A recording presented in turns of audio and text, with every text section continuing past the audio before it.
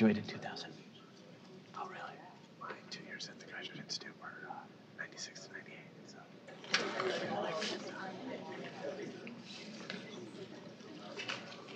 I still think it was just a platonic stuff. Lots of debauchery. Did you write on?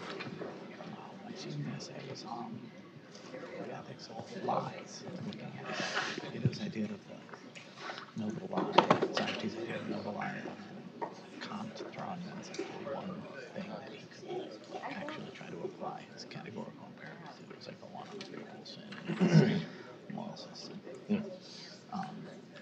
Comes in handy. And yeah, it wasn't necessarily that useful, but No, I think how can you stand yourself? Why?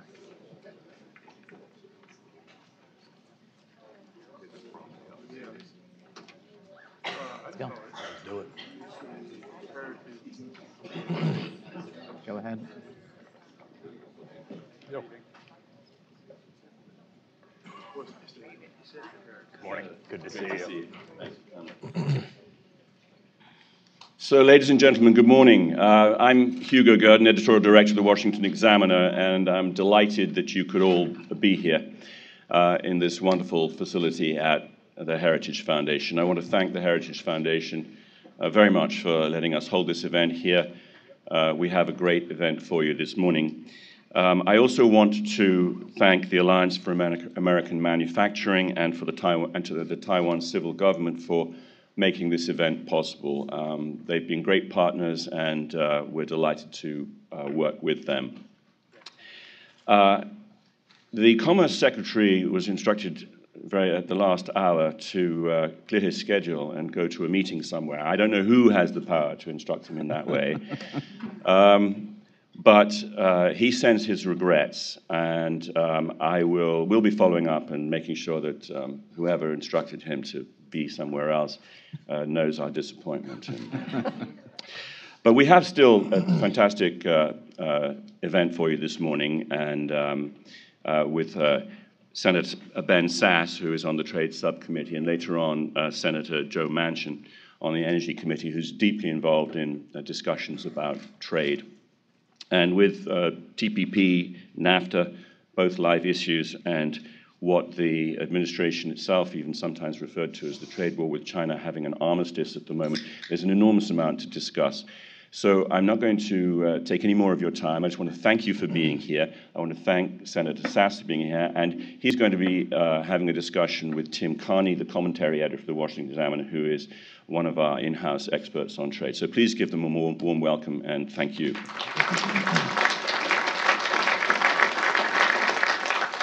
Thank you. Good morning. Thank you all for coming. I'm Tim Carney, commentary editor at the Washington Examiner. As a commentary editor and opinion guy, I love debates. The funny thing about trade is for years, there wasn't that much of a debate on it. Of all the issues there were, economists generally agreed free and open trade benefits all nations involved in it. You had agreement in the leadership of both parties in effect in favor of generally more open, more robust international trade. So you had agreement across the media and political elites on this issue, yada, yada, yada. That's how we got Donald Trump in effect. That you had one guy who stood out from the consensus, and I think that's a big part of why he won, and we're seeing some of the interesting effects these days.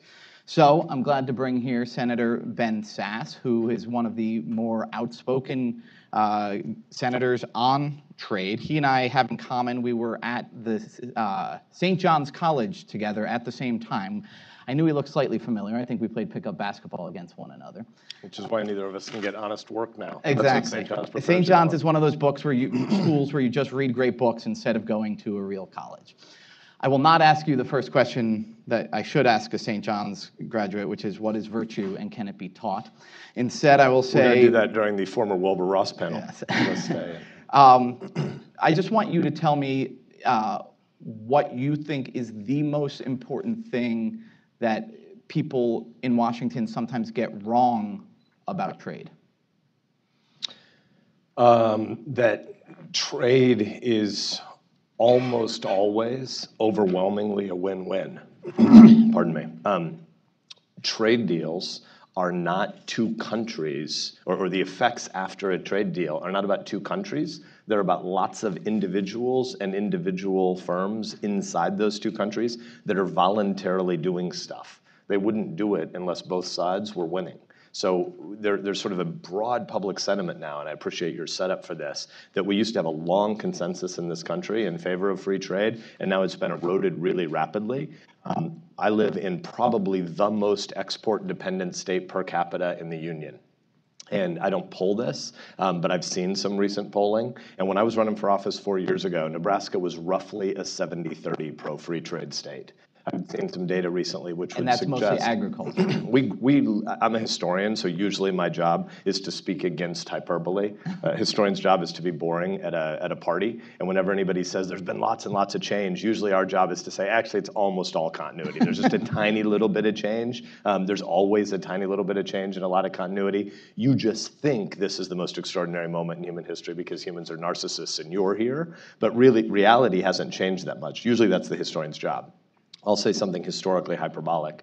I think Nebraskans live on the most productive land in the history of the world. Most productive time in the history of agriculture, and the most productive place. And we grow more food than we could conceivably consume.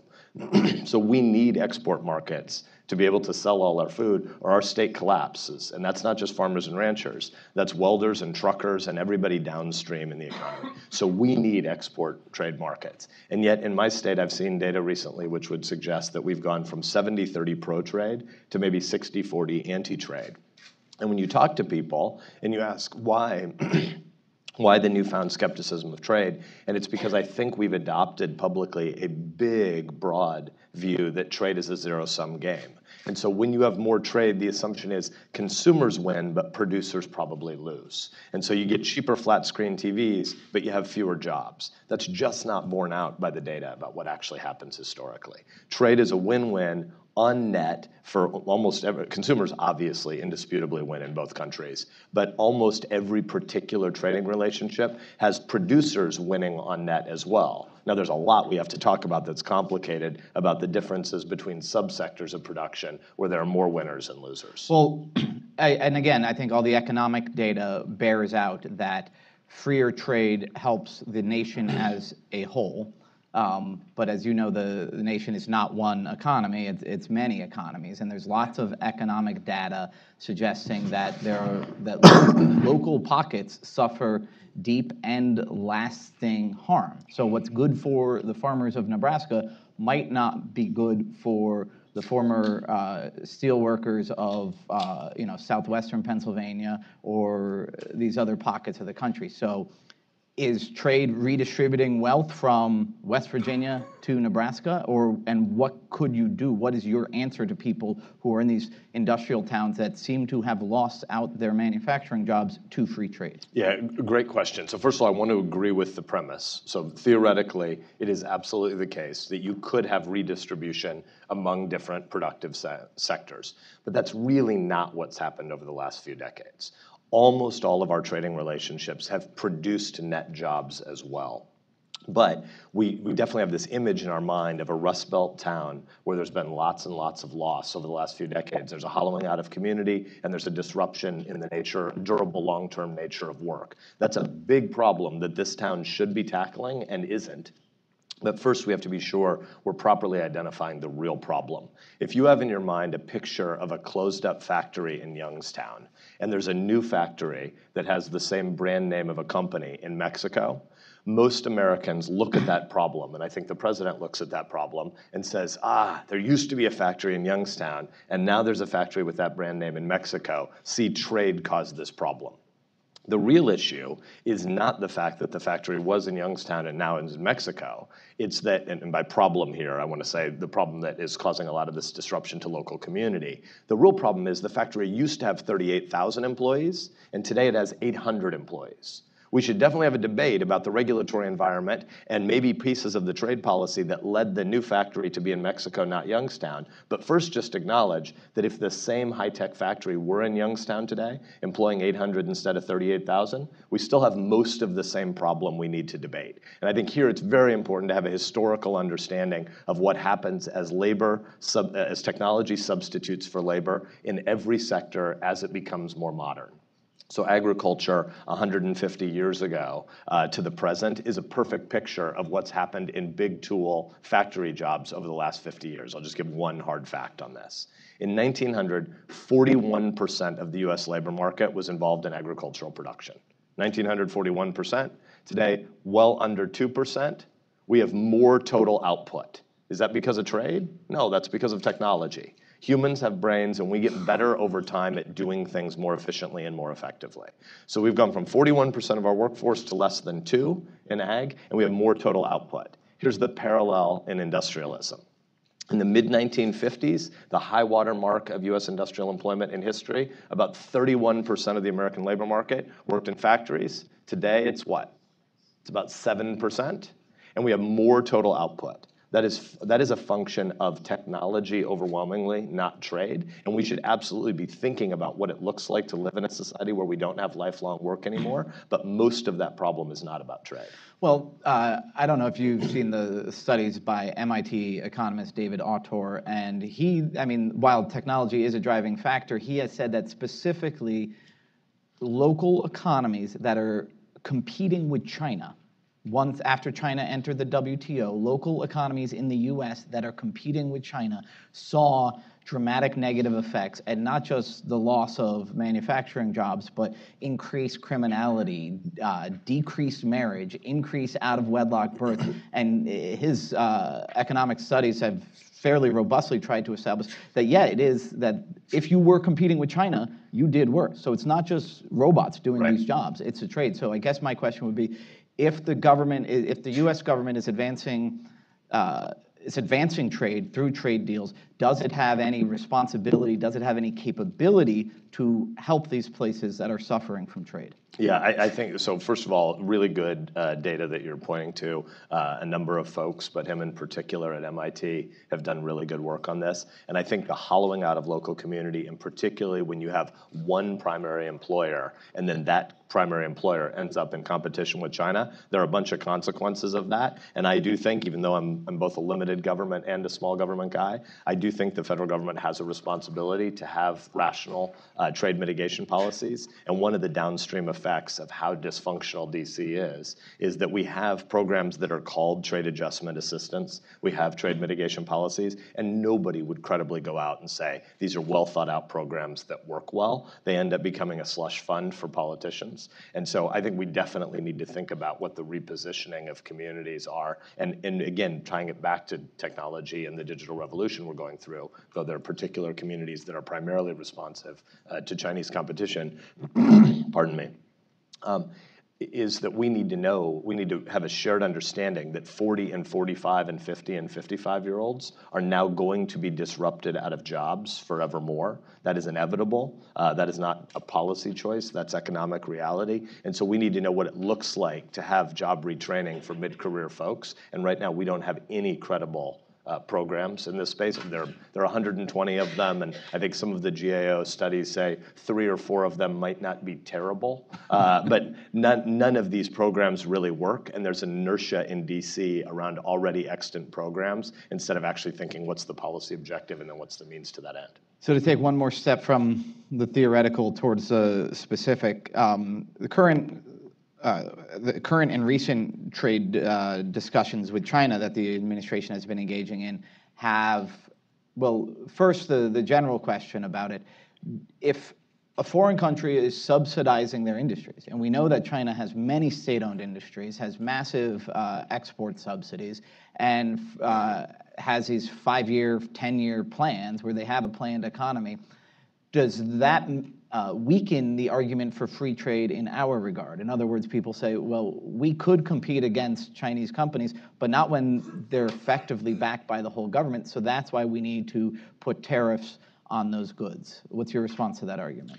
The main thing it does is it strengthens the argument for bigger trading blocks of people who believe in free trade and transparency and the rule of law and an open seas. So since China is a bad actor, and here your opening question I think was about what are the things that we most misunderstand about trade, and I guess my headline on that has to be that trade is usually a win-win, not a zero-sum game. But a close second would be, what is a trade product deficit?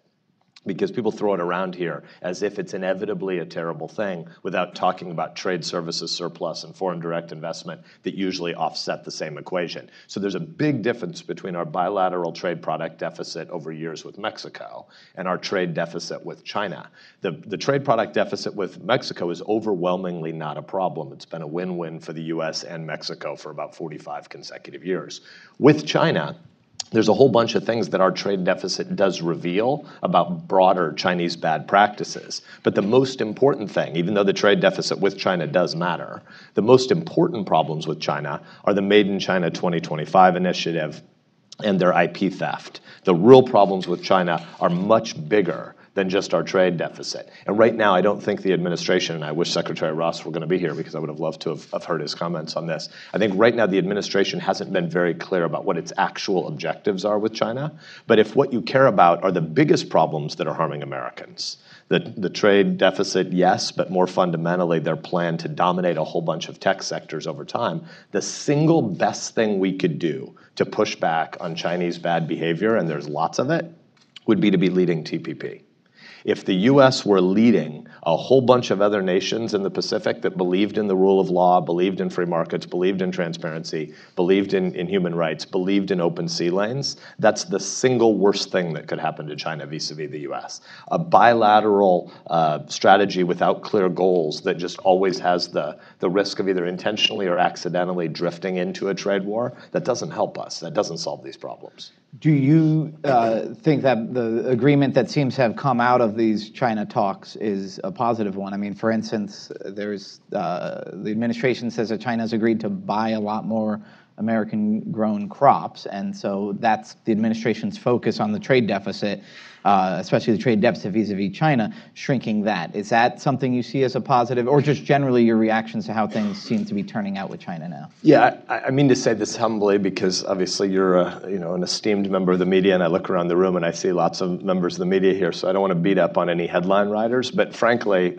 I've read lots of stories the last 3 or 4 days about the trade deal and about the particulars of how the U.S. won. I've yet to find a story that actually has any substantive facts underneath it to explain what the deal is. Mm-hmm. So if the headlines are right about this China deal, I'm ready to pop champagne corks as well, but I've actually not seen any substantive details about this alleged deal.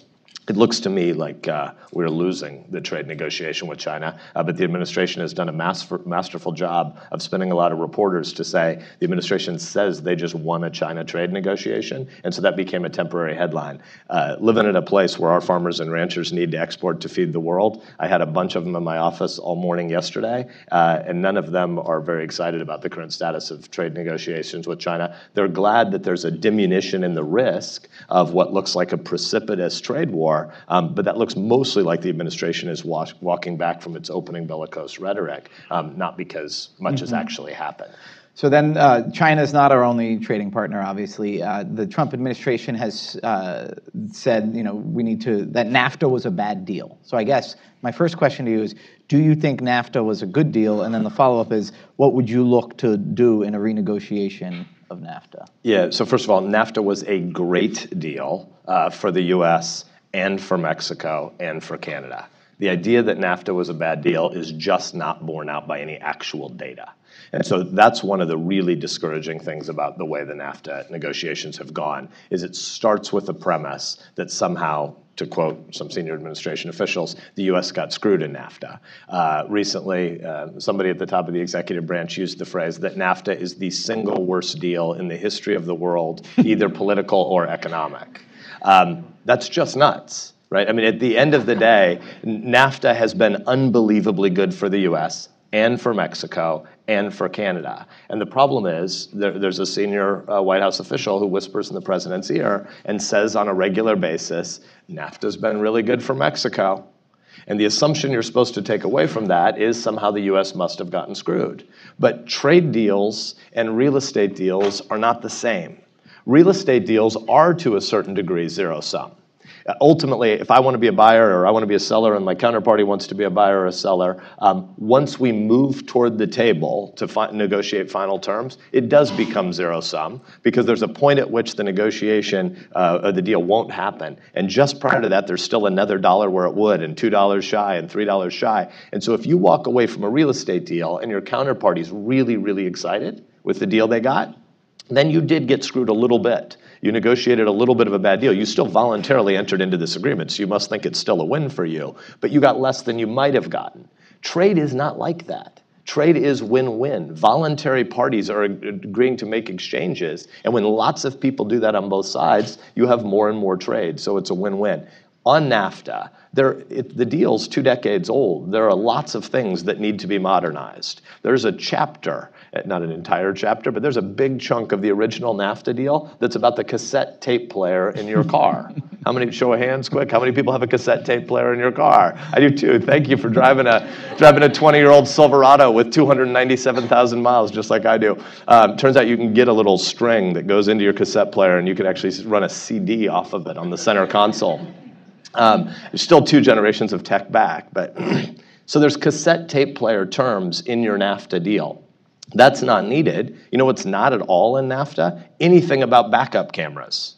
Every car now has a backup camera. So there's a lot of modernization that's needed in NAFTA, but not because we're losing. There are particular anti-competitive behaviors that should be targeted in a new NAFTA deal. The Canadian defense of their dairy industry is really inequitable, and we should try to make some changes in that. And there are particulars that need to be negotiated. But the opening premise that NAFTA has been bad isn't true. It's been great for US consumers, and it's been very good for US job creation on the whole.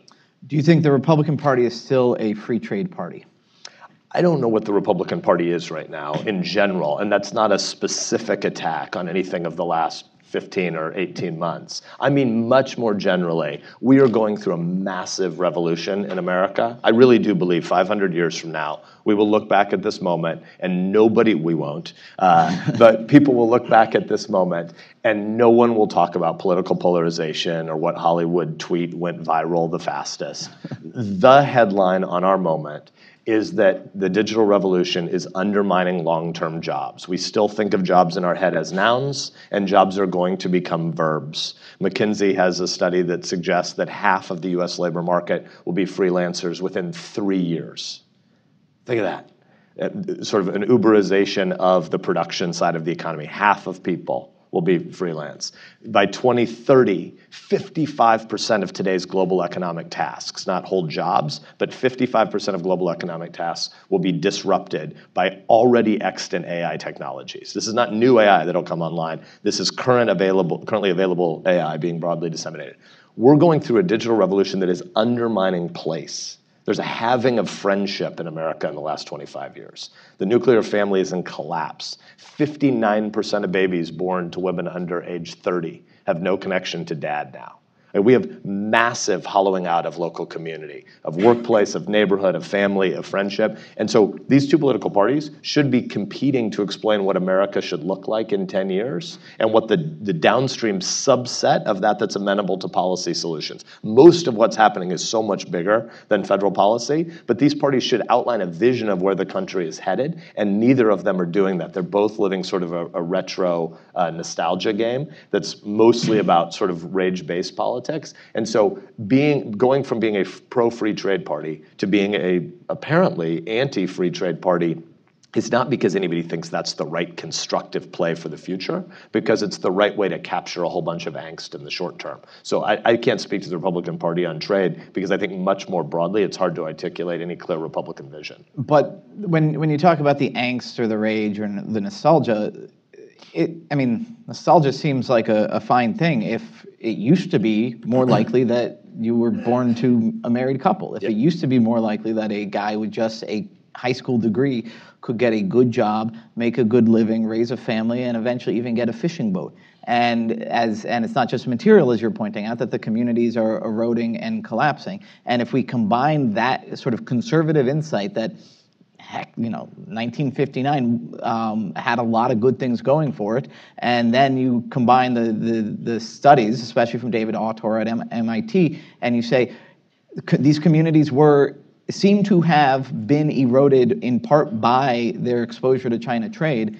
Then can you make a socially conservative argument, even if opening up us to trade is good for the economy, it might not be good on net, that the economic costs of protectionism might be worth it if it's protecting nuclear families, communities, Little League, and all that stuff. So great framing of the question, and I'm not being combative with you, but I wish the Secretary were here so we could have this debate together.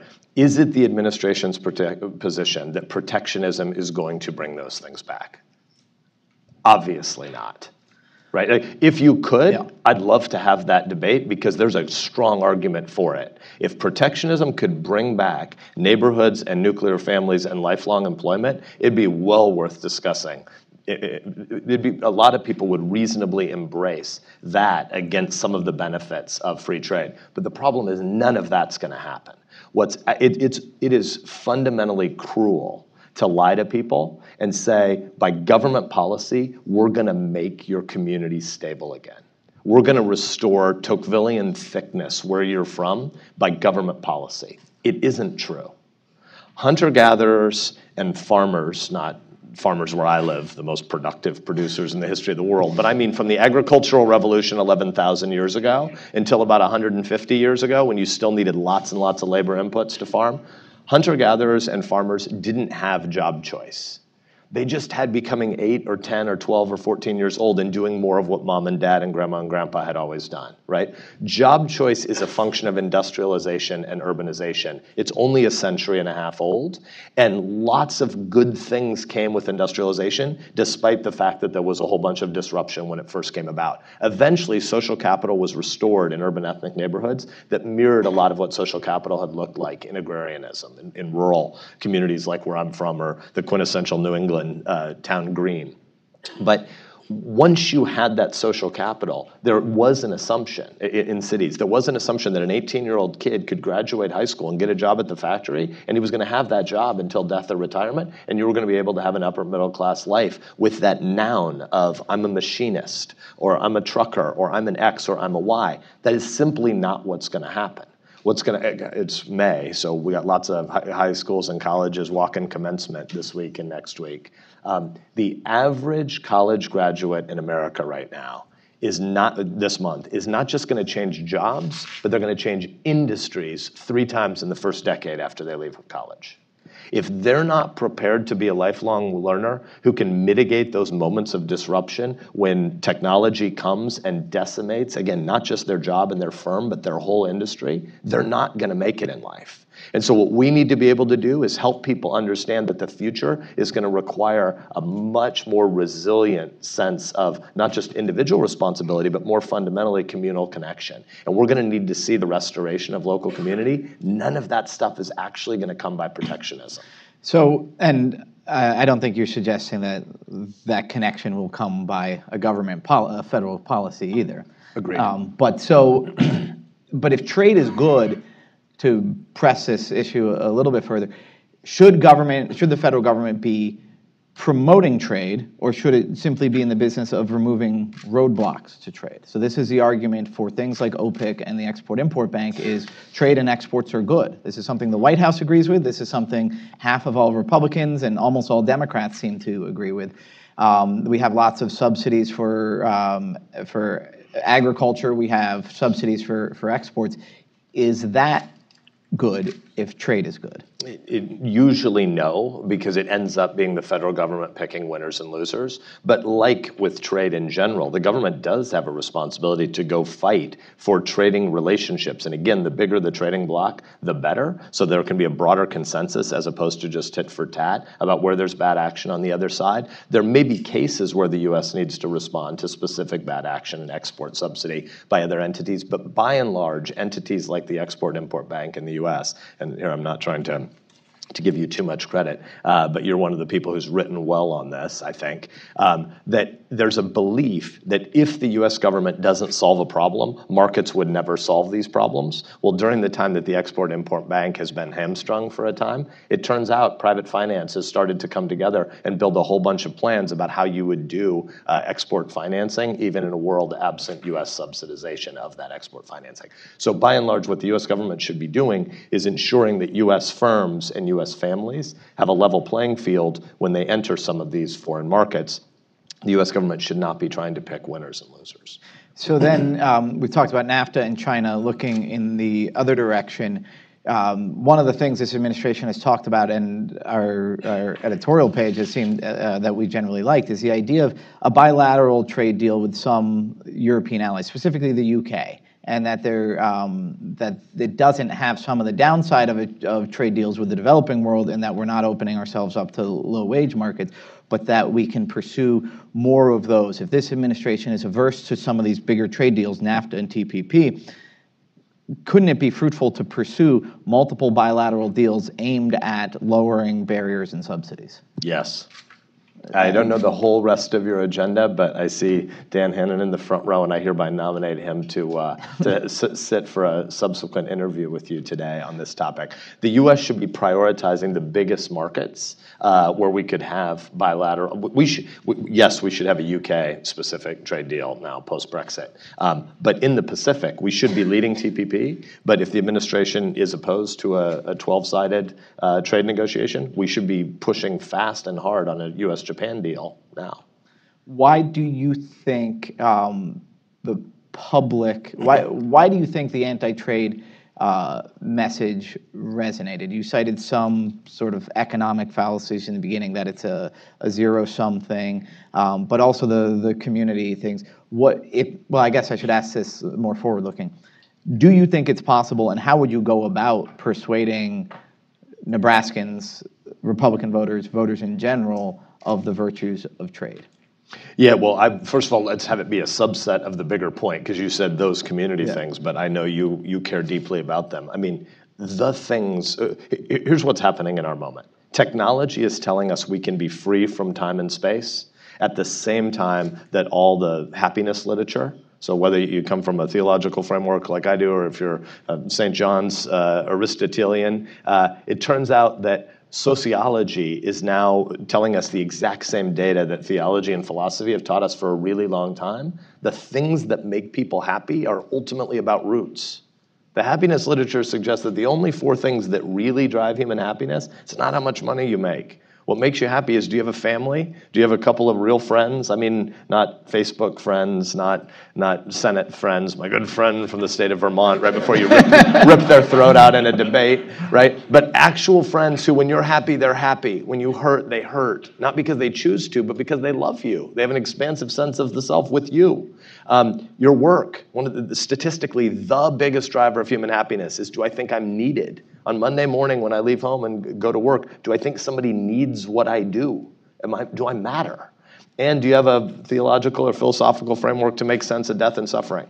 The first three entirely and the third a little bit are all about place. Family is about embodied relationships. Friendship is about people that you actually share life with. Work is about the place where you work and the people you work with. And theology is primarily about, or largely about, the gathered community that worships together. All those things that drive happiness are about roots, and technology is screaming at us, you can be kings. You can transcend time and space. It's pretty great when you want to travel and go see something across the world that we can get there easily. There's a whole bunch of benefits to the fact that all of us have a supercomputer in our pocket right now. I love that I could do Uber Eats last night when I worked late at the office, right? There's a bunch about the latest app on my smartphone that I find really interesting and is actually eliminating a lot of the drudgery out of certain tasks in the world. That's great, but technology is not going to create community. Technology is mostly undermining community. And so the things that are really fundamental to this conversation are culture's upstream from economics, and economics and culture are both well upstream from politics. And so none of these conversations can be had in a neat and orderly way if we start at the policy fights. We need to start with the bigger assumptions about what makes people happy. And it turns out one of the things that makes you happy is, can you provide for your family, and do you have meaningful work? Well, it turns out in a world that is flatter and flatter and flatter, Tom Friedman style, we need more export markets for more of the job creators in the US 10 years from now and 20 years from now. So free trade is the right answer, as long as we know what questions we're asking. Free trade is not the source of hope or meaning. Great. I have one last question for you. Do you have policy proposals, or will you soon have policy proposals, either that advance free trade or that address some of the problems that are that can be caused in these local pockets by trade? So I don't have a specific trade mitigation reboot policy, but I'm definitely not looking to make any news here, so this is well in the future. But I don't think we're going to solve any of this without a big discussion about where our entitlement investments go. And right now they go the wrong places. We are not thinking about what is still the great civil rights issue of our day, which is the disaster of so much K-12 education in America. We are not thinking about what it looks like when higher education is going to be remade in the future and needs to be remade. And the good news is it's going to be remade by digital disruption, even if the federal government and incumbent interests are too slow on the uptake and not wanting it to happen. But we have in our mind, I want to say, I guess let me give you a headline first. I'm thinking about K-12, about higher education, about mid-career job retraining, and about how much of our entitlement benefits are now flowing to the earliest retiring population in the history of the world statistically, right? What we're doing right now in spending almost all of the federal government's investment on young retirees is really dumb policy. I know that's politically dangerous and stupid to say, but I don't really care. Right? I don't think this is the most important job in the world. I came here to try to help solve some problems. And we live in a world where life expectancy is arcing toward the moon. That's great news, right? When we set our retirement age at age 65, it was in the mid-1930s, and life expectancy was 62. We set our retirement age as an outlier for unusually long-lived widows. Life expectancy was 59 for men, 64 for women. We set the retirement age at 65 for widows who outlived their husband by more than 6 years instead of the normal 5. Our life expectancy in this room now is 81, and there are a bunch of people in Silicon Valley making big bets right now that sometime soon, they debate whether or not it's 10 years or 50 years, but there are a bunch of Silicon Valley futurists who believe the pace of biomedical engineering and just disease mitigation more generally is going to lead to a world where you're going to have life expectancy grow by more than a year per year for a really long period of time at some point soon. Some people think the outer bound on that is 150-year life expectancy. Some think it's a 2,000-year life expectancy.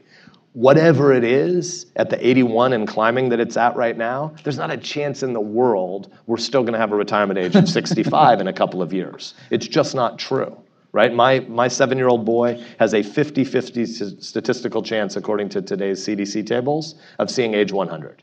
50-50 chance of being 100. That's great. There's no way he's going to have 35 years of publicly subsidized retirement.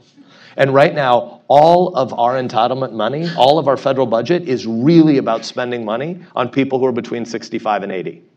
We need to radically rethink how much of that money should be about helping mid-career people become productive again when they're disrupted by exactly the same types of forces you're talking about.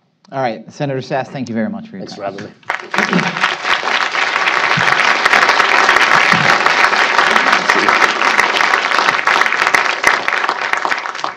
So we have a couple of minutes until Senator Manchin is here, and one of the aspects that we want to explore now is the interplay between organized labor, trade policy in the United States. It's long been one of the I guess the core of resistance to free trade policy has been organized labor in the United States.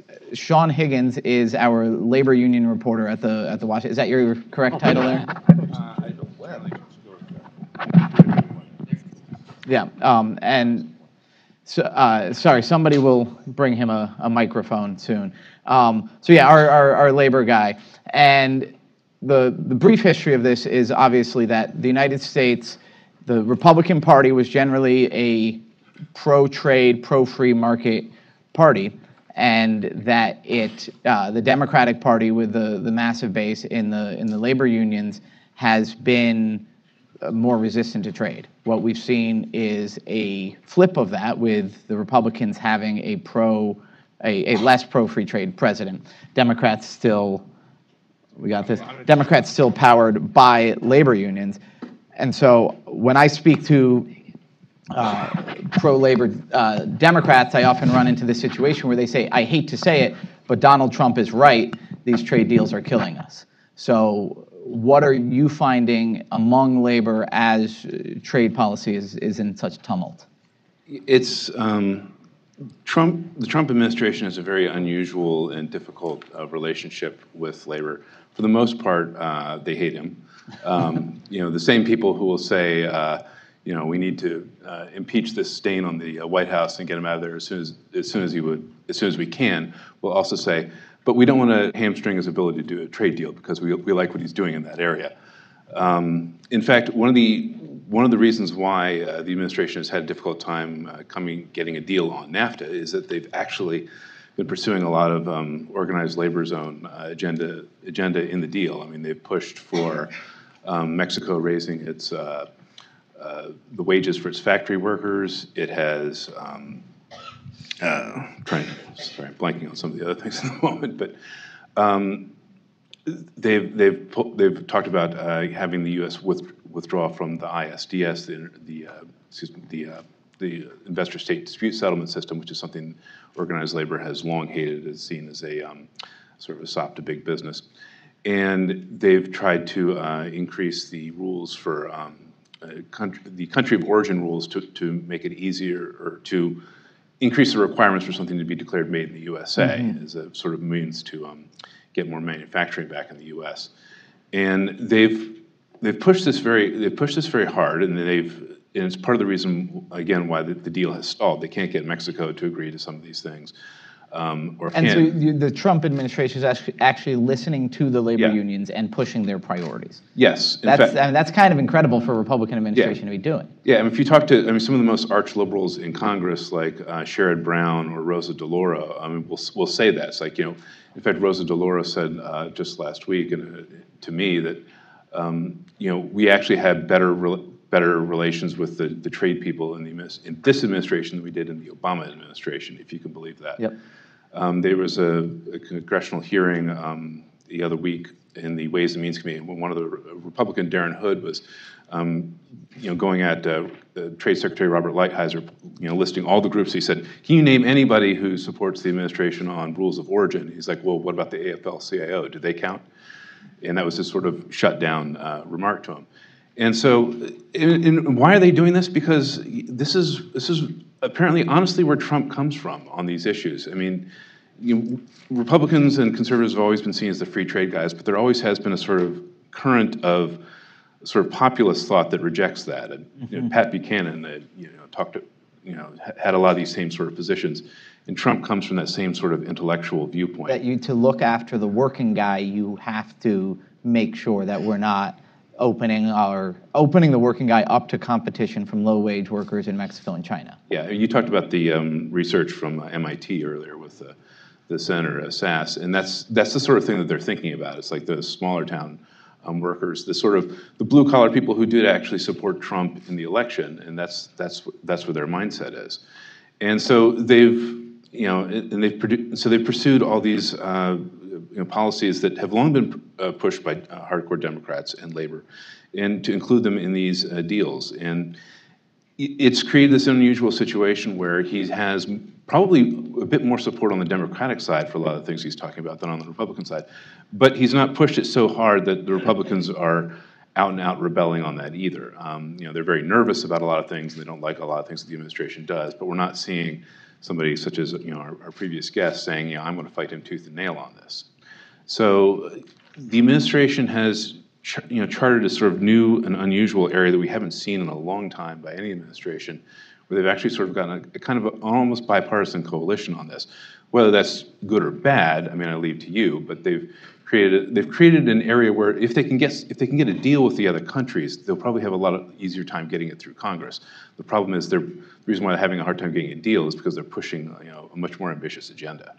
And so, to go back to what you said in the beginning, though, about you said the unions hate Trump, but on the other hand, he did perform better among union voters than previous Republicans. So is this something about a divide between the union leadership and the union rank and file, or do they? Yes. Yeah.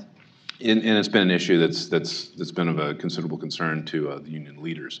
I mean, they knew going into the election that he was doing a lot better among their people than say Mitt Romney was. Romney was very easy for them to sort of caricature as the uncaring rich guy who was going to sell you down the river. Yep. Trump, Romney looks like the guy who fired you, is what. Yes, the guy who fired you while smiling and telling you it was a good thing for you. I'm going to help you find new opportunities by letting you go. Trump. They weren't able to do the same thing with Trump. Trump has, however he comes by it, he has that appeal to those, that sort of segment of society. And the interesting thing is there's actually very little polling data on how union voters actually vote. For some reason, most of the polling companies ask about union households, which includes anybody in the House who isn't a union member, so it's not necessarily a very good thing. The only people that actually do it is the AFL-CIO, as far as I know, and they don't release the data. They just keep it for themselves. They'll drip out little bits. Well, here's what we found about one thing, and it's always something very particular that does that. But the little bits that they did drip out in the last election showed that Trump was doing a lot better among their people than they'd hoped and expected. So you could see Trump's trade agenda in part as an effort to a sort of typical old school political move to split the other side's coalition. Yes. If they can weaken because the union leadership is generally going to be an arm of the Democratic Party, but if they can weaken the bond between union leadership and union rank and file by pushing policies that at least seem like they will bring home blue collar jobs, it can weaken the Democratic coalition. Yes, and that's sort of the tension that we're sort of seeing. A few weeks back, the administration actually floated the trial balloon of, well, maybe we'll get back into TPP. And one of the interesting, the reaction from labor leaders was immediate, and he's now completely betraying all the people he's a typical Wall Street Republican. Yeah, that was their move to sort of make that argument, and then of course the administration dropped that. But that is the sort of tension that we're seeing. He has a lot of their support, and he has sort of an in and a foothold there that he's going to try and use, at least as far as trade goes, and it'll be interesting to see what happens. Should he be able to actually get a deal with these other countries? And so Senator Sasse spoke a little bit about different priorities in dealing with, say, China. You have the technology, the IP theft and related issues. You have their 5-year plans to dominate certain industries, but the Trump administration has been going after just getting them to sort of agree to buy more U.S. goods. In this case, it's what it seems like from the vague plans is more agricultural products. Do the unions vis-a-vis China have priorities that they have laid out and made clear? Well, they certainly support things like the steel and aluminum tariffs. I'm not so certain about the where they stand on agriculture issues, because that's not something that's that they have a strong stake in. But generally, I mean, they're supportive of these moves as well. They'll never say they're protectionist or they're against trade, but they'll always argue, well, trade is not fair now. Our trading partners are already cheating against us, which again is the same argument that Trump makes. Yep. I mean, the interesting thing is Trump has a very strong view that the trade deficit is an actual loss of money, which is not a view that most economists have. But I've asked some people in the administration about this, and he's very firm on this. He thinks that if we're not selling more than we're buying, that we're losing out, and that's where he's sort of going with all these deals. And so with the tariffs, I see that I could agree with the labor union argument on this up to a certain point, where I say, well, it's good for us to get them to take down their tariffs. And if what we need to do is impose tariffs, talk to them, and both take down our tariffs, us and China, then that's good, and that opens up free and open competition. So I would like to see U.S. companies, ideally, not subsidized and not protected, competing against Chinese companies, not subsidized and not protected. Do you think that's something that U.S. labor would go along with? Probably they would probably prefer U.S. Industries be more protected than and not to have a completely on no tariff no tariff or barrier system at all. I mean, obviously, their interests are ostensibly their members in protecting their jobs and their base and so completely free and open trade is simply not in their ultimate interest. So I would say no, but you typically won't hear them say that flat out or out loud. And then is the focus these days more on China or more on NAFTA renegotiation or some other part when the unions talk about trade? Because we seem to, while NAFTA was kind of a part of the campaign and there's been stuff vis-a-vis Europe, especially after Brexit, almost all the attention of this administration has been focused on China. And frankly, if you look at the numbers, that's sensible. Is that where the union's focus is as well? I think they're a bit more focused on NAFTA because the benefits from changing the policies there are probably a little bit more immediate. For example, we can change the rules of origin, on the supply chain. That may actually force more manufacturers to relocate into the U.S. or to expand facilities there. So I think that's where they're sort of looking, where they're looking at it from. Now, but Senator Sasse says that protectionist policies saying that they will bring home jobs is lying to people, that you're going to increase or even protect jobs by protecting U.S. manufacturing. I mean, robots are going to do a lot of these jobs. And so when I think about the labor unions, they want there to be more and higher paid U.S. workers in U.S. manufacturing. The share of the U.S. economy that is manufacturing or the share of goods that we export doesn't really matter to them. What matters to them is jobs. So what about the sort of technology shock? Is this something the unions have an answer to? Do you think that they have, well, let me ask you that. Do you think they have an answer to the technology shock problem? No, they don't. They really don't. It's an issue they've been struggling with. I mean, because obviously you can't unionize a robot. I mean, they would if they could, but you can't. But no, and I think that's kind of an issue that sort of stands apart, I think, from trade because it's a problem they face, in industries that have no trade competition at all. I mean, the restaurant industry, for example, is pushing more and more into automation and that type of stuff, and that's obviously not something that a trade deal is going to impact one way or the other. And so then it seems possible that the putting their hopes in protectionism, if they do get some more tariffs or if they do get any of these trade concessions, that may not translate into more jobs. It may not. I mean, obviously we'll see. I think from their perspective, they think it will help. I will say that my impression from what the union leaders say and they write is that they understand that this is not the be-all and end-all, that that there needs to be more fundamental changes to the economy and to the laws involving this before they can save labor, at least labor as we currently understand it. I mean, the workforce and the nature of work is changing itself, and the laws on that have not evolved very much. I mean, we're still being governed primarily by laws written in the 1930s, before even sort of we really grew as a manufacturing country. So that's something that's going to have to be addressed, but that doesn't mean that they don't think that the trade isn't important and isn't something that needs to be addressed, and that they think they can push into a direction more beneficial, at least for them. And the administration, to their surprise, is the first one really in a long time that seems to be doing that, more so even than the Obama administration or the Clinton administration or any of the others that they put all their chips into. So one of the standard liberal attacks on Trump will be, oh, well, he campaigned as a populist, he reached out, he said he was the labor guy, but in the end, he's siding with Gary Cohn and the Wall Street guys and that sort of thing.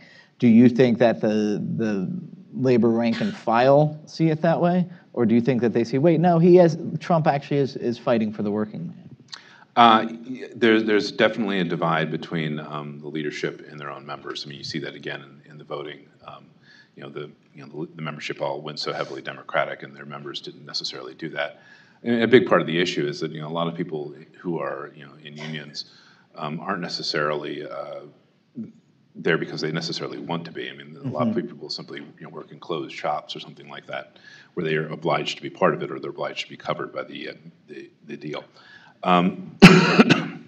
So, I mean, there is a divide, and they're not necessarily always talking, in the voices of their members. They're trying to. I mean, one of the interesting things about the sort of evolution of the things we're seeing now is that they're being forced to more sort of directly address the wants and needs of their own members. We have a Supreme Court case coming up, Janus, which could radically reinvent public sector unions by essentially making them all public sector unions right to work.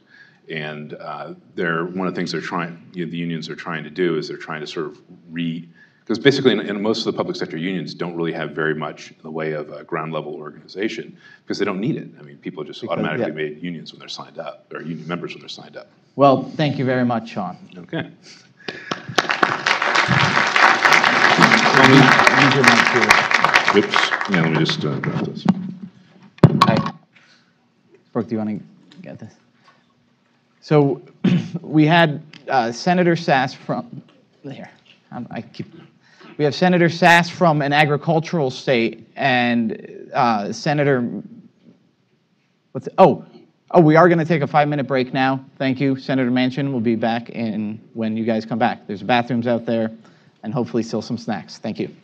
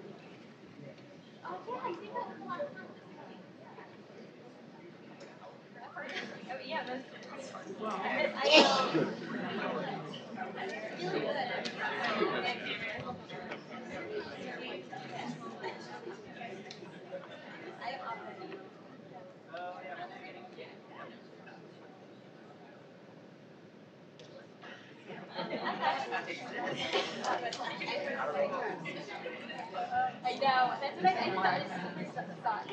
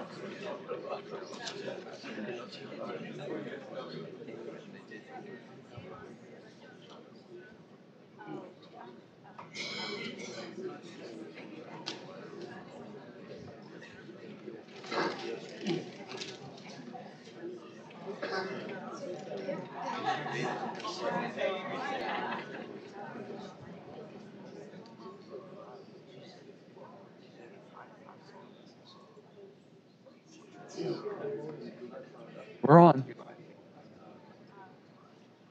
Okay, sure.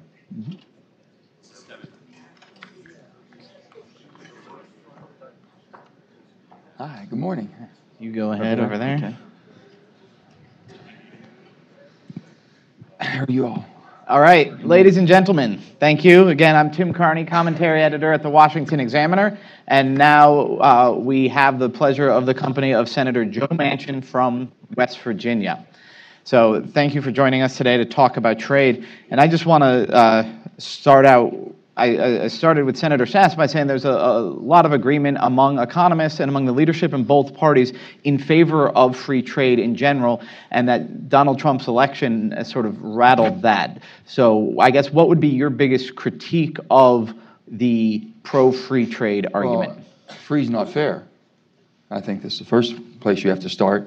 And as West Virginia, we've been hit hard. NAFTA hit us hard.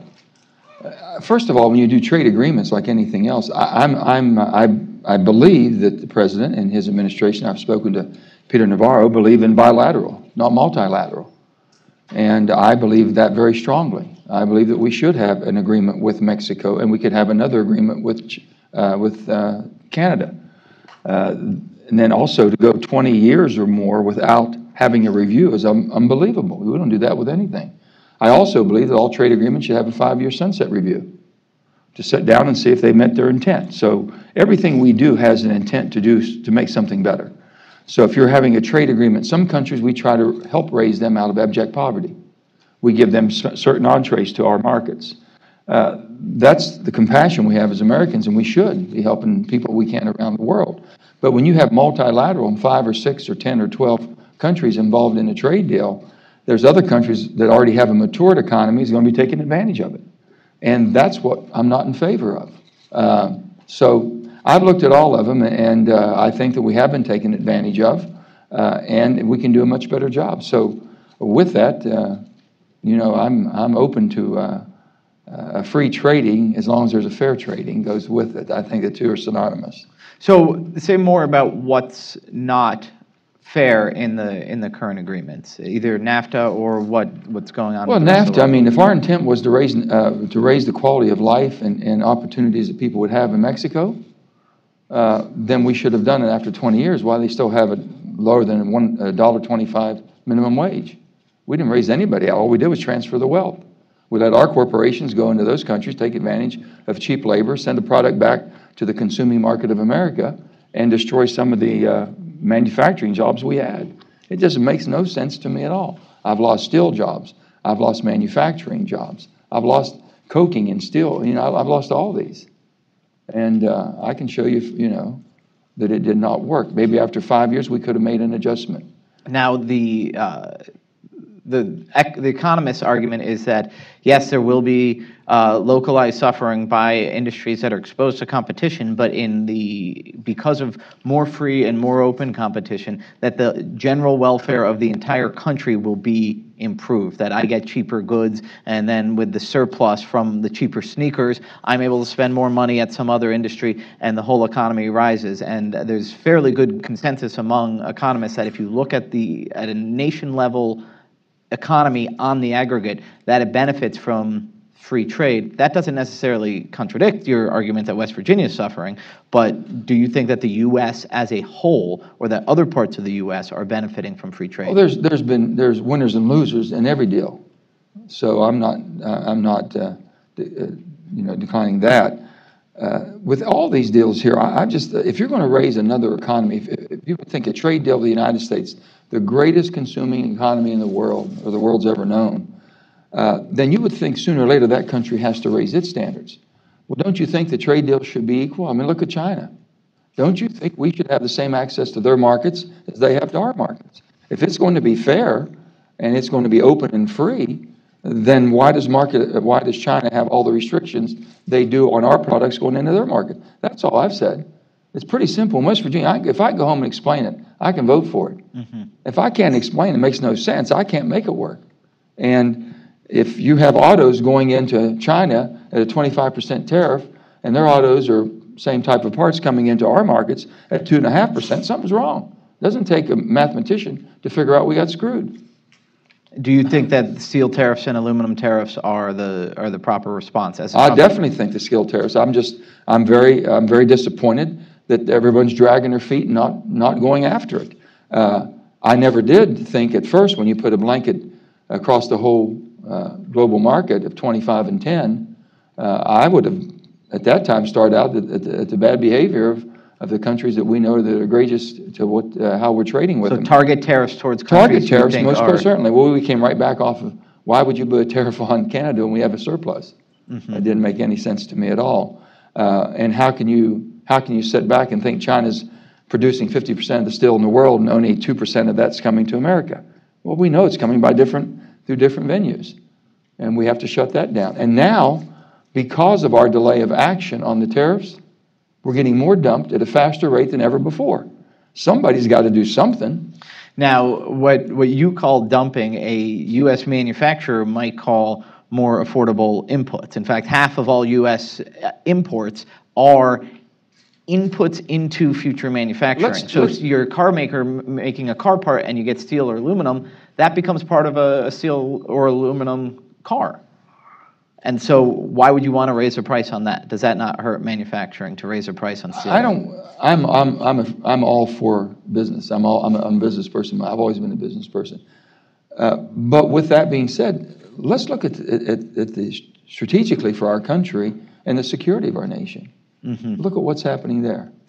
And if you continue to, perfect example is how much steel do we make in America? How much do we produce?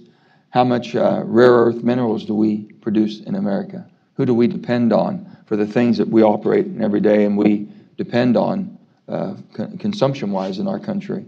Why would we put ourselves so vulnerable and dependent? If we were dependent this much on energy, foreign energy, as we are on all foreign goods to run the greatest economy in the world, that doesn't make sense to me.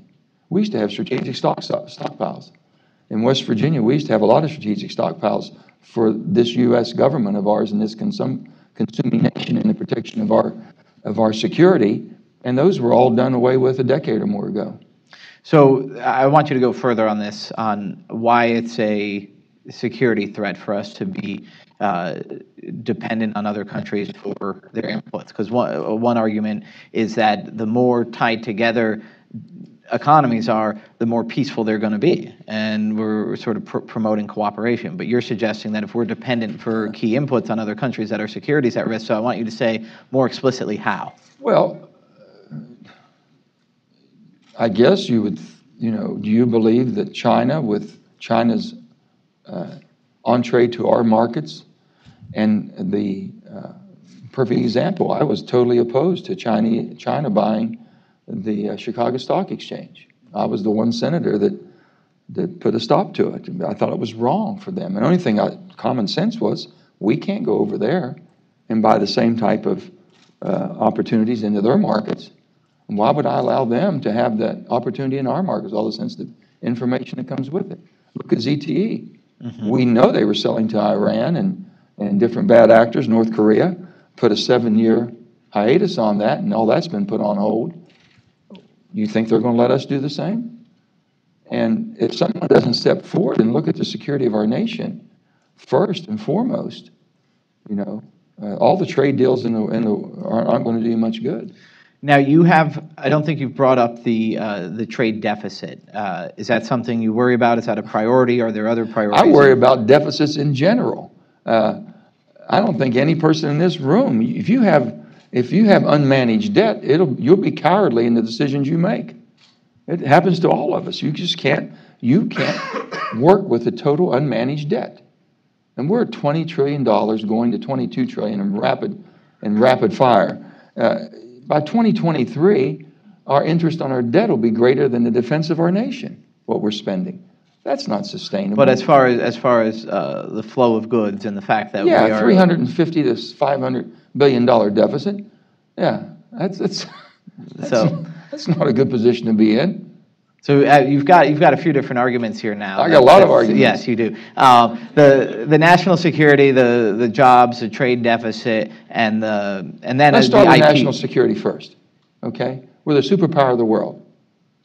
Superpower of the world. With that comes a lot of responsibilities, and those responsibilities is try to protect freedoms anywhere they may exist and anywhere they're trying to emerge. That's first and foremost. If you want to have a peaceful world. A lot of that is trade, and that's what we have our trade policies around, this type of freedom, if you will. Those countries who are not an open and free society, they may give you the appearance of an open and free society, but look at their government process and look at their governing process. That would tell you everything you need to know. So you have to be more cautious. We're not as cautious as we should. We shouldn't be in the situation we're in now with these tremendous trade deficits and with countries that we know won't give us the same access. With all that makes us vulnerable, I think. So I go back to the security of the nation first, along with the freedoms that we have and the freedoms that we profess around the world, and try to support. If those don't go lockstep, then you've got serious imbalance, and that's what we're running into now.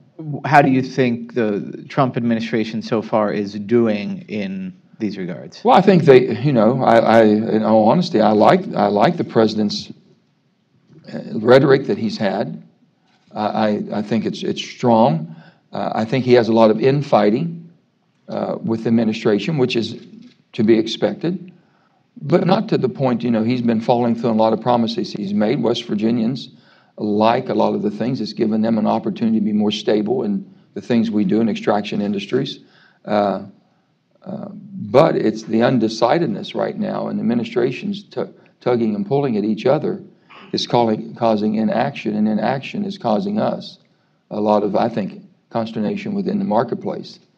So I would like to see them be more finite and finish what they've said they were going to do. But the president is a deal maker, right? He likes to go in, and to be a deal maker, you have to be flexible and willing to move. Not if your rhetoric has been for the last year, we got screwed. These are the horrible trade deals. A lot of people bought into that. We got screwed and they're horrible trade deals. Fix them. And that's all we're saying now. Let's follow through and fix them. And I know a lot of his staff there's some staff pushing back. Lighthouser is a great guy, and I think he knows what's going on. He's accepted by both sides as a bipartisan guard, if you will. Peter Navarro, I like where Peter's going, and I've got other ones I have concerns about.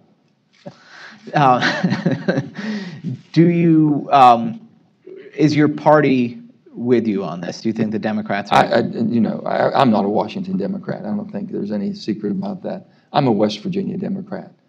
And I've got a lot of my dear close friends who are not Washington Republicans. They're West Virginia Republicans. We think differently. It's not all about, I'm against you because you have a D or an R. It's about common sense. How do you get things done? We might have a little different philosophical views, but we eventually come together. This place is designed not to come together because for some reason it's better for business if we're fighting all the time. And that makes it hard for me to understand and comprehend. We see a pathway forward, you can fix something, let's do it. I don't care whether a D gets credit or an R gets credit. So my party that I'm in, the Democratic Party, I don't ask for their blessings, so, they accept who I am. It's a big tent. I think I bring a rural approach to the concerns that we have, and we still have very much compassion. I say I'm fiscally responsible, socially compassionate, just who I am. But that's how I was raised, and that's how most of rural America has been, and even urban America, but sometimes they get away from their roots. Now, one of the argument that Senator Sasse made this morning said that even if trade has helped erode some of these jobs, manufacturing jobs, et cetera, protectionist policies, tariffs aren't really going to bring them back. And he said that you're lying to people if you say that our trade policies can bring back what you used to have. Are you trying to bring back, a coal economy or other parts of the West Virginia economy that used to exist? Do you think your policies can actually bring things back? No, and I've told the president, he says, Joe, we're going to bring all the coal miner jobs back. I said, Mr. President, be very careful about that. When I was governor of the state of West Virginia, up until 2009, 2010, we were mining about 158 million tons a year. We're down to 80 million tons last year. We might get at 88 to 90. We're not going to get back to those levels. The market has changed. The energy market has shifted. And with that, we don't have the end user that we used to have. And that can be due to fracking and natural gas. We've been blessed. The good Lord's blessed us, with a tremendous abundance of energy resources. The fracking, the wet properties that come from propanes, that things. We have a lot of good quality values that we can add to that and build on those markets. But that's brought an awful lot of cheap fuel onto the market and changed the dynamics. But with that, you still need the base load. So back to where Ben was saying, I like Ben. He's a very sharp, articulate young person. He's got a tremendous future. I go back still to the security. We have a responsibility as a superpower of the world. First and foremost, it's to remain the superpower of the world. That's the first and foremost responsibility that we have. And you can't do that unless you have certain types of manufacturing processes and certain amount of stock supplies that you can always rely on without having to depend on someone else cutting off the spigot. Mm-hmm. Next of all, trade is just trade. If we're going to trade, then we have the same open markets, okay? You shouldn't have an imbalance as far as you shouldn't have a 10% tariff on products that I want my market to get to yours, where you want open access to mine. But are you just making this as a fairness argument, or there's a fairness and also a security and economics? Well, I think economics will take care of itself. You're saying that we're supposed to have a complete open market with very little tariffs, if any, and a freedom to move in our markets, and that's going to make all of us much more prosperous. Okay? If we're going to be prosperous, should we be manufacturing? Should we be producing? Should we not have more access to other markets than just our own? So we're going to be competing in our own market. I want to be able to get into China's market. With 1.5 billion people, mm-hmm. Let me have the same access that you want to my markets. To the left, but you have to put the European, put the thing on the dashboard. But the European Union, we have no problems there. There's more of a quality of life that we have and quality of concerns that we have, and it's more of an open type market. We look at it different. We look at Canada different. But other than that, we're very skeptical, and we should be, of others. Now, how much do you think trade policy can help the economy of West Virginia? Oh no, I think we all benefit. Rising tide lifts all ships. But I'm saying that West Virginia has deeper problems. You're referring to the economic problems of the coal industry, sort of already going. First of all, we have a lot of prosperity in the state of West Virginia. We have one section of our state that's really hit the hardest. That's about 12 counties in our southern counties of West Virginia, mm-hmm. southern West Virginia, which mainly around extraction. The first problem that we have there is most of the land has been out-of-state landowners, large land companies. So very little of that wealth ever stays in that area. there's very little investment put back into it. So over the years, billions and billions and billions of dollars, whether it was hardwood timber, and now it's all the extraction of the coal, and some of the greatest coal seams in the world, as far as metallurgical coal, has been taken out with very little put back. That's what's caused more of a challenge. We have to work and make sure that Southern West Virginia has an ability to succeed. Other than that, we've had good growth in our Eastern Panhandle, North Central, high-tech corridors, Eastern, Northern Panhandle, with all the growth in the Pittsburgh area. We've benefited by that. So West Virginia has done quite well in many arenas, but the southern coal fields have been hit the hardest, and we've had the hardest time of diversifying. Can that be brought back? Well, it will with natural gas, and if we can get, we have the, as you know, the Chemical Valley, comes down the Ohio River, goes up the Kanawha River, one of the greatest chemical other than the Southwest. We think West Virginia should be part of a Mid-Atlantic energy hub for the security of our nation. You get a major hurricane coming up the channel in Texas, and you're wiping out an awful lot of the energy resources that we have. So for the backup, and we're looking at that, we think we can be a tremendous backstop and help this country be more secure and be closer to the market. So there's a lot of things going on. The energy security is Come to West Virginia. The energy security, increasing energy security that we have because of our fracking is one of the arguments that the U.S. can do fine with free and open trade because we have cheaper energy and we can start manufacturing here without having to erect trade barriers. So how quick did we turn around basically from importing LNG to exporting LNG? Think about that. Because 10 years ago, we never thought. We were building stations here to offload. Yep. Now we're building stations and reversing to load. And we can help secure the world, energy supply of the world right now. A lot of our partners are allies, not being dependent on Russia and being bottlenecked and choked off. And so I guess we are now out of time. We're going to have to move on to the panel, but thank you very much, Senator. Thank you. Thank you.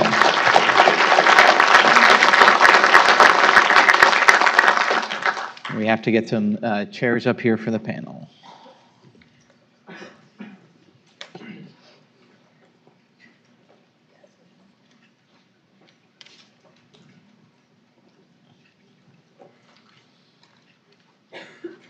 One more.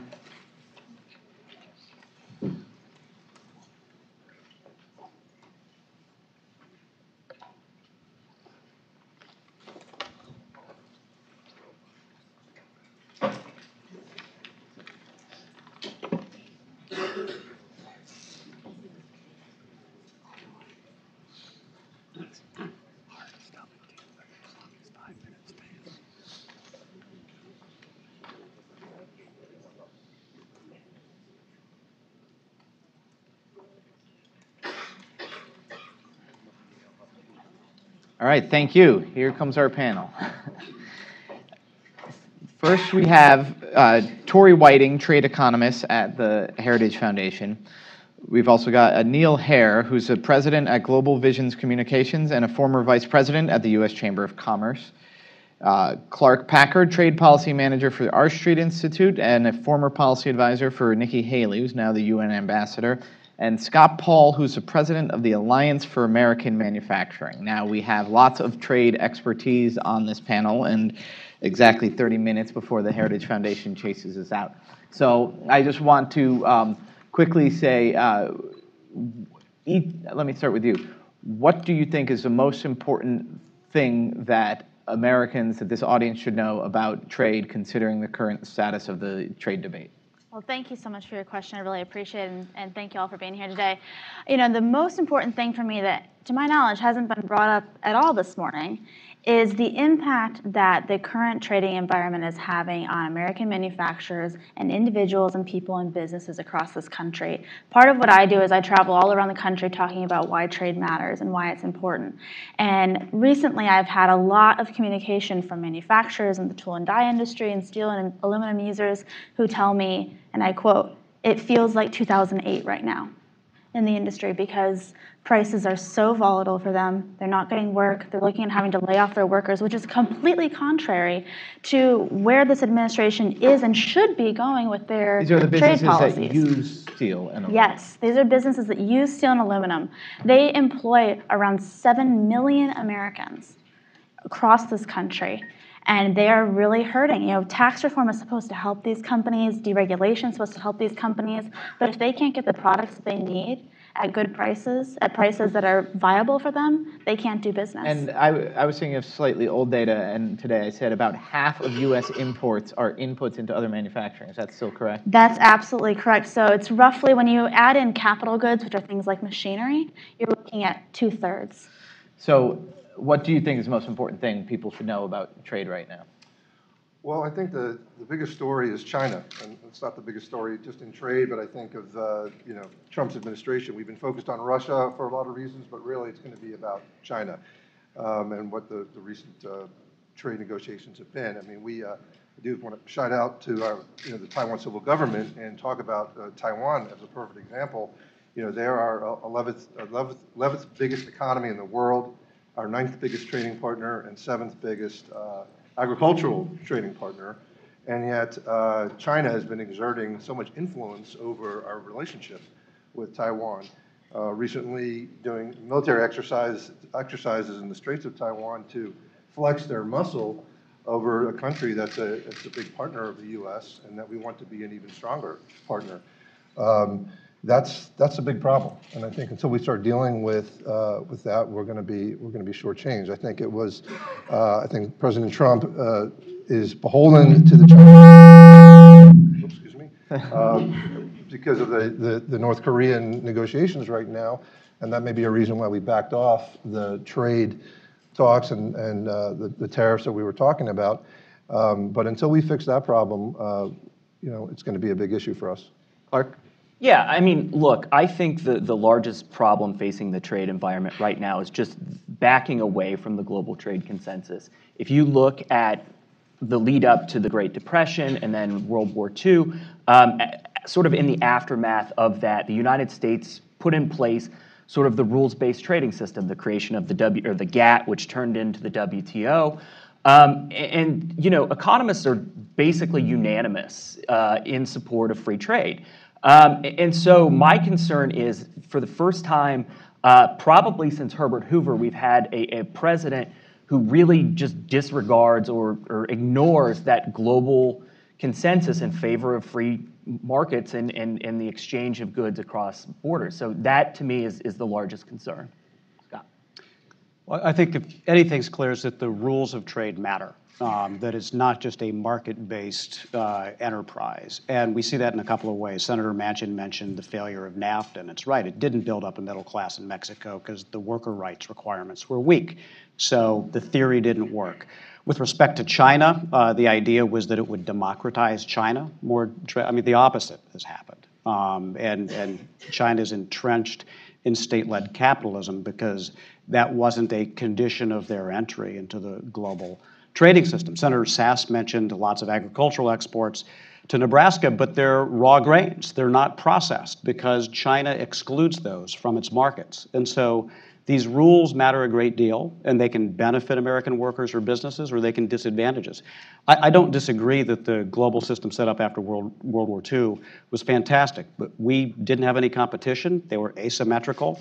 It was a Cold War play. We're in a different environment right now. We have a strategic competitor in China who doesn't believe in reciprocity.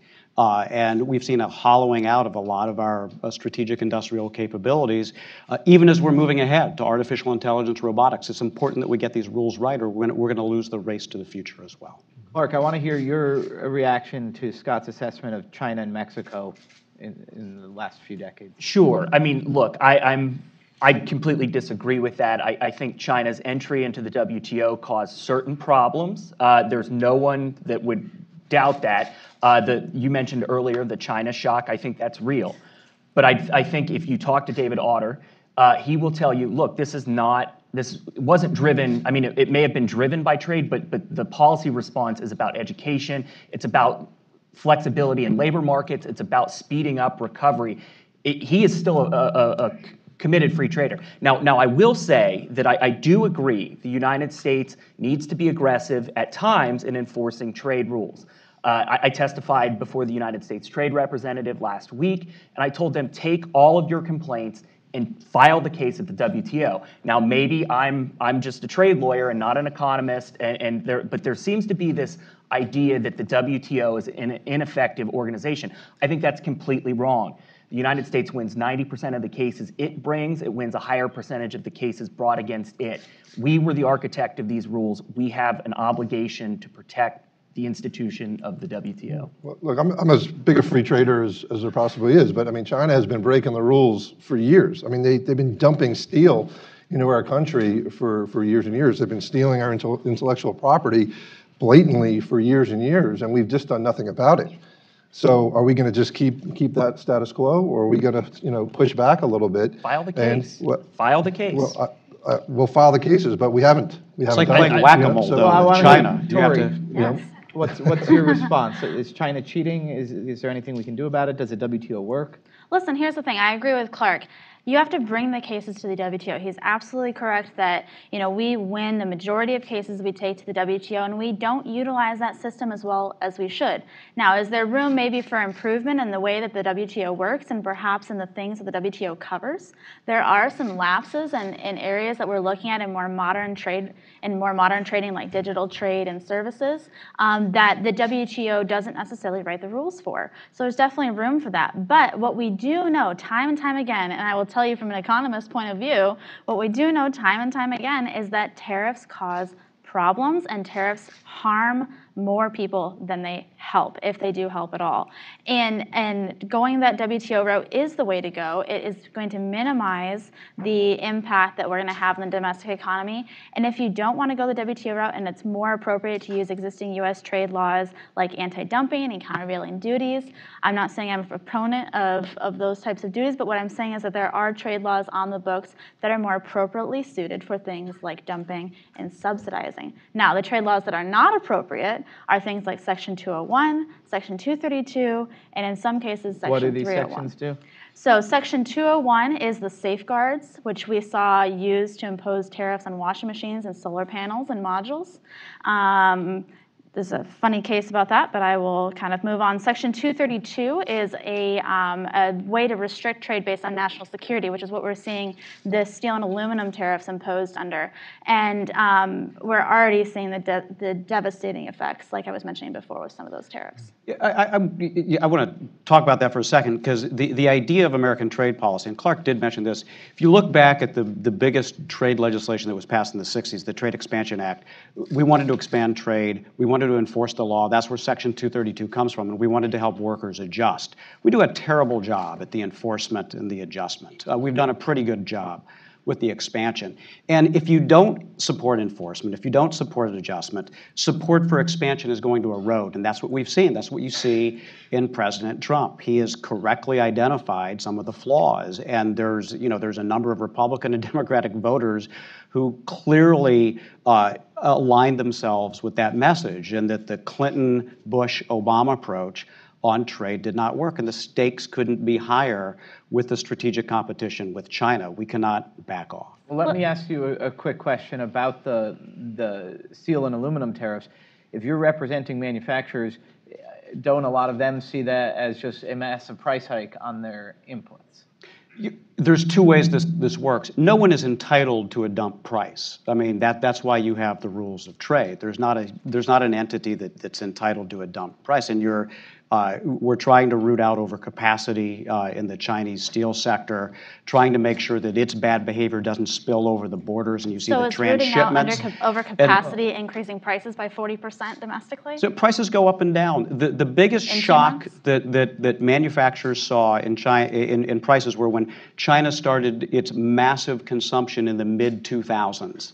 So I don't want Beijing to call the shots on our steel pricing. I want it to be set, and you have to realign it. Otherwise, you face China, which has 5 out of the 10 largest steel companies, they're state-owned, essentially distorting the world market. That's something that private sector producers in the United States and Europe can't afford. I mean, was it inelegantly rolled out? I don't disagree with that. It could have been better rolled out, but we have to engage in this process. Well, Clark, I want to ask you about the state-owned enterprises in China. Now, first of all, this was one thing when I talked to the Obama people about TPP. One of their goals was to go after state-owned enterprises in other countries, and I thought that was salutary. But when we look at, I mean, the largest bank in the world is a state-owned Chinese bank, and in addition, there's all these state-owned industries and all this state support. So they are clearly, what Senator Manchin would say is that's not fair, and so it's not free.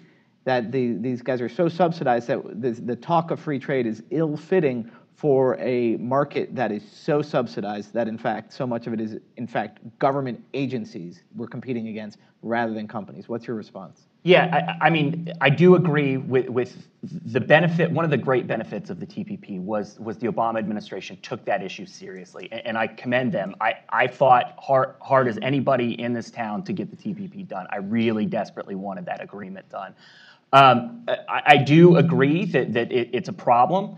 I don't know that it's as big of a problem as people seem to make it out to be, because if you think about it, if a foreign, and Scott's going to disagree with me here, but if a foreign country wants to subsidize a product to the benefit of American consumers, that's fine with me. From a pure economic perspective, that is totally fine with me. If they're so dumb that they're going to spend their scarce resources making it cheaper for me to buy something, I'm sorry, I think that's not the end of the world. And I think that Clark, you're right with the economic theory behind it, and I think I sympathize with you, Scott, because I don't disagree that enforcing when enforcement is necessary is a good thing to do. What I do disagree with is enforcing our trade laws without considering downstream impacts, which is what our current laws do. No law in the books requires a full cost-benefit analysis that looks at the impact on downstream industries, and that's why we always see these devastating effects. Well, you can't pretend like trade policy exists in a vacuum. I mean, it goes hand in hand with foreign policy and diplomacy. I mean, I think what you just saw happen was, China was brokering our deal with Kim Jong-un in North Korea to sit down and talk about nuclear policy or foreign policy, and trade policy got caught up in the middle of it. And all of a sudden, the tariffs we were talking about, whether you believe in them or not, are now off the table. And now, whether you believe in it or not, the talks are off the table too, potentially, as of what we heard yesterday.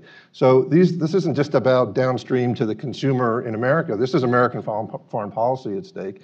And we can't be pushed around by China. We just can't let it happen anymore. That's why we needed TPP. I agree with that. We should have backed out of that one. For Clark and Tori, let's start with you, Tori. The national security is one point. We talked earlier in the David Autor studies talk about how communities can be totally demolished, and you demolish the rural county south of Pittsburgh, and you put it on a spreadsheet and you say their losses are smaller than the gains to the whole economy. That's sort of an inhuman and I would say an unconservative way of looking at it, just thinking, well, you can account their job losses. It's not just job losses, it's criminality, it's illegitimate births. So is there a conservative argument that while more free and open trade maximizes the national wealth, there are other goods that need to be pursued and that might cut against the arguments for free trade? Well, I know you had a great conversation with Senator Sasse at the beginning of the program this morning, and I absolutely do sympathize with those things. And I think I'll answer this by kind of telling you a story. Last year I had the opportunity to go visit a steel mill, actually a shuttered steel mill north of Pittsburgh in Sherrill, Pennsylvania. Sharon, pardon me. But and this mill had been completely shuttered for years, and it was reopened by what we call a steel slab converter. So it's somebody who comes in a different part of the manufacturing process for steel making. And these people reopened this shuttered steel mill and are benefiting from the fact that they can import slab to then further process. And that's possible because of trade. So I know that there are negative consequences and negative externalities in other areas, but the net is there, and the net is in the data. And stories like that are what make me optimistic about free trade really being the proper answer. Clark? I tend to agree with that in some respects, that there is something about community. I just don't know that trade has a ton to do with it anymore. And I am sympathetic that people were slow to respond. Economists got it wrong. That look, you admit China into the WTO, there's going to be a surge of imports, but people are quick to adjust. In the Otter study, I take that seriously. That it was not as fast as economists thought. But for every story you hear about a shuttered steel mill, if you think about, I'm from South Carolina. If you think about going to Greenville, South Carolina, you have major plants opening, and that's from foreign investment. And so and guess what? Those are building communities there. So I think it's tough, and I just don't know what sort of guide you use to determine, other than sort of a market process, that the job in Pennsylvania is more valuable than the job in South Carolina. It just so happens that South Carolina has been a net beneficiary of things like NAFTA and the WTO. And we need to do better. We need to do more. But we have a tendency in this country to sort of crucify trade for the sins of bad domestic policy, and that's my argument, that this is not really about trade. It's about how we respond to technology, the sort of automation. And Ben Sasse hit that right on the head. I just don't see how trade kind of fits in long term with that.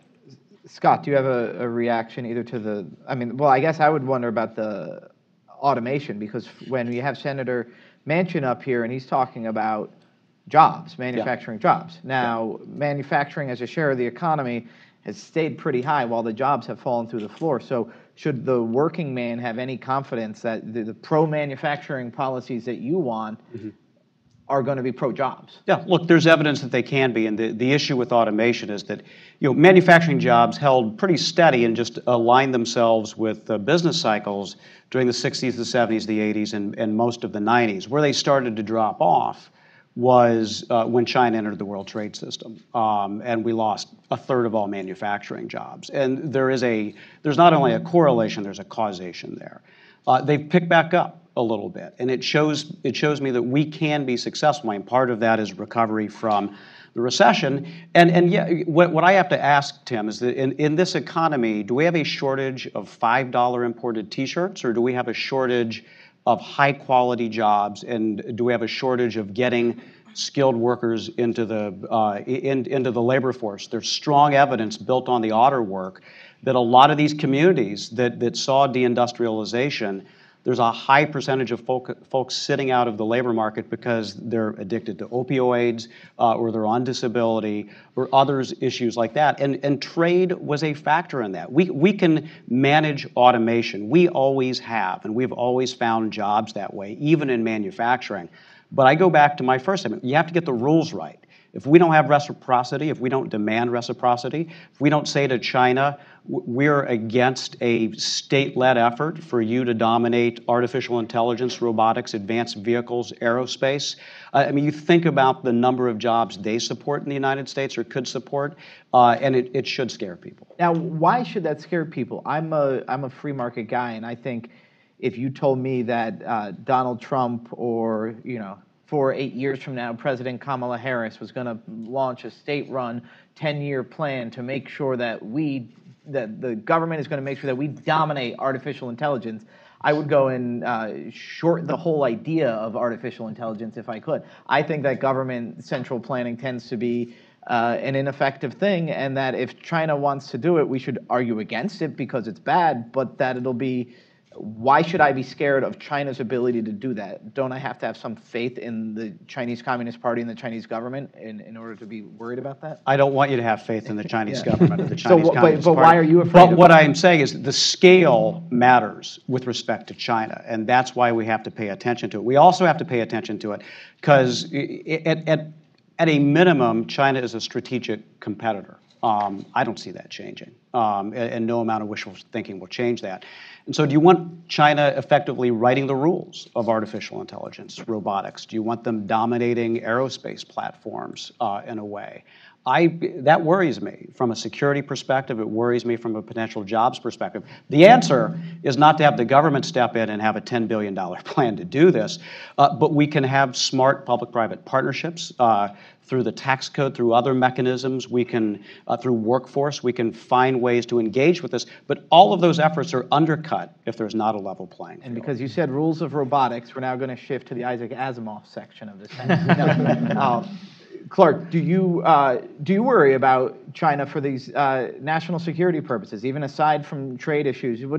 Might it be bad if they're dominating aerospace and AI rules? So there are a couple things here. I think that it's interesting. I see all these people, maybe like Laura Ingraham, she's on TV, who's just this avowed capitalist, but has so much faith in the Chinese Communist Party. I mean, there's something sort of weird about that, right? That like if you actually believe what you're saying you believe, which is freedom and free markets will win out in the long run, have faith in the American system as opposed to their system.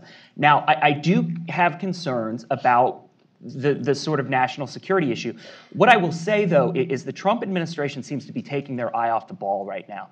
And what I mean by that is the Chinese government wants to focus all of our attention on things like auto and I guess, grains and agriculture products.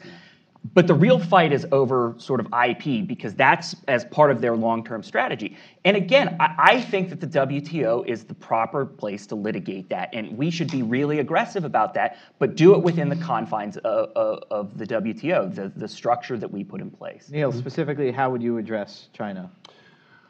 Well, a couple of things. I mean, first of all, I think we need to increase U.S. exports. Only 1% of our 30 million businesses are exporters, and the majority are exporting just to Canada and Mexico.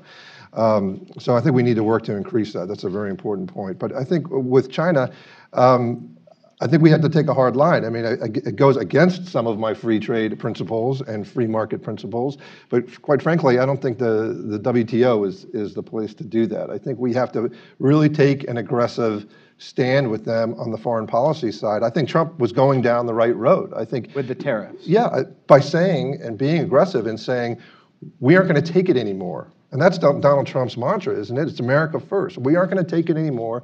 We're tired of you dumping steel. We're tired of you stealing our intellectual property. We're tired of you trying to scare us with our good ally in Taiwan with your military bluster and flying over and doing military exercises. We're not going to. We're the United States of America. We're the strongest economy in the world by far. We generate most of the IP in the world today. We have the strongest military by far.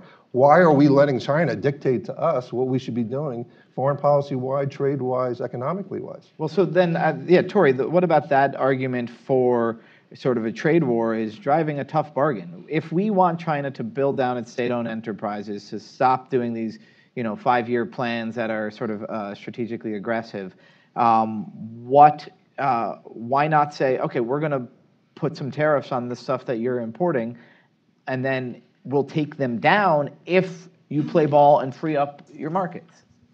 Well, I mean, here's the thing. Tariffs don't work. Spoiler alert. That's the news of the day. There's your headline. Tariffs don't work. Now, Clark has a great point, like I've said before, going to the WTO. Another recommendation the Heritage Foundation has for dealing with legitimate intellectual property theft with China is to sanction individuals and companies who either steal IP from the United States or are known to be using known stolen intellectual property. That can be done by businesses and maybe even chambers working with the Department of Commerce, and then that information being given to the Department of Treasury and those entities being sanctioned. There are practical ways to actually go at the problem with a scalpel instead of with a nuclear missile. So say more about what you mean when you say tariffs don't work, because I thought the free trade argument was that tariffs have this big negative impact on the economy by driving up the prices on imported goods. If they're driving up the prices on imported goods, that seems that it's working and it's making more room for domestic manufacturers. It's not the case. So if you think about it in this case, if you are increasing the price of, say, steel and aluminum for the 7 million Americans who are employed in those industries, who are the steelworkers going to have to sell to? if you are affecting all of the jobs in the using industries. So increasing the prices, and the point of a tariff is to increase prices. Increasing the prices is not going to stimulate more growth in jobs and manufacturing in the United States. It's actually going to hinder it. It's going to cripple it from actually being competitive in the world market when U.S. prices are higher than world prices. Look, I wish I were Wilbur Ross sitting here with the soup can and the tall boy, because he made the right point, which is the economic impact of the tariffs to the overall U.S. economy is nominal. The specific impact that it can have. Do you want to tell that to the manufacturers in Michigan and Ohio and Indiana? Fabricated metals, the employment has continued to go up. The forward-looking indicators are good. There will be horror stories, no doubt they will be. But millions? They should have seen this coming since June of 2016 when Donald Trump said, I'm going to do Section 232, and said, how can I align my supply chain to plan for this eventuality? That's kind of, to me, that's a business people like us in responsibility. 2016 were saying that Donald Trump wasn't going to be president. So, Clark. Yeah, just real quick. Look, like if you can isolate the tariffs on just steel and aluminum, I take that at face value that it's a small portion to the overall economy. The problem with these things is they start to spiral out of control, right? And you get this tit for tat back and forth. And we saw that trade tensions started to ratchet up. And so that's where you can get, bring in a lot of unrelated industries, and this thing can start to expand. And so I think that that's a little disingenuous to say, well, it's just a tiny part. It has the potential to really ratchet out of control. And we're already seeing that. Well, I think we are talking about a scalpel. You said use a scalpel, right? We're not saying tariffs on the entire world or on. Well, Section 232 is tariffs on the entire world. But I'm saying let's focus on the one particular problem here, the one country that's causing the problem, not every country out there. And I agree that we should go back into TPP. We should really revisit that and get all right, we have about 2 minutes left, so I just want sort of a quick comment, whether it's forward-looking, what you think the Trump administration should do, or the most important thing that was left out. So let's start down with you, Scott. Well, I can't ask the president to be consistent with the tweet, so I'm going to not. That would be helpful to certainty. But Clark mentioned South Carolina and FDI. There's a reason why car companies started producing in the United States. It's because we have a 25% tariff on imported trucks, and it's because Reagan threatened the Japanese and said, if you don't start making more here, we're going to shut you out of our market. And so an aggressive trade posture can work. It has to be smart. It can't be permanent, but it has to be part of the arsenal you're willing to use if you want to be competitive in this marketplace, particularly with the massive amount of state-led capitalism in China. Thank you. Clark. I think that we need to really get serious about NAFTA, and sort of the United States needs to back down from some of its unreasonable demands. NAFTA has been a great success. I disagree with some of the things that have been said, but overall NAFTA has been pretty good. And at this point, it's the United States taking a really ridiculous posture on things like sunset, a $16 minimum wage in the automotive industry.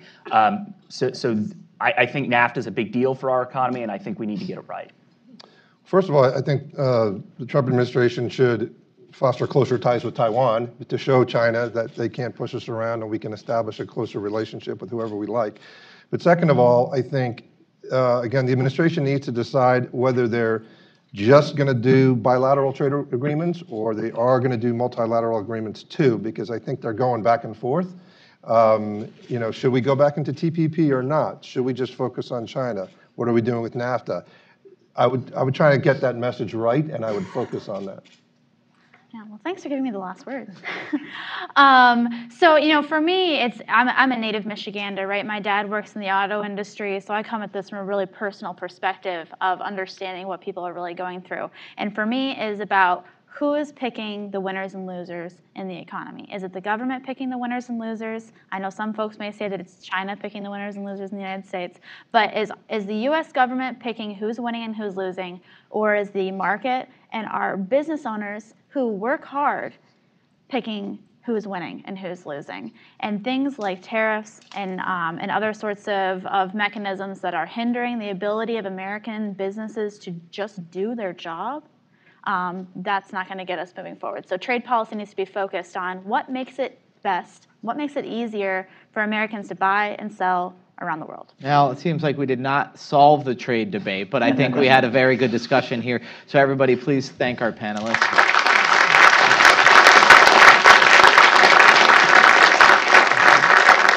Also, thank you to the Heritage Foundation for hosting us. Thank you to our sponsors. Thank you guys all for coming. Appreciate it. Absolutely. Well said, sir. Appreciate it. That was great. Yep, absolutely. Appreciate it. Good to see you. Thank you. Thanks.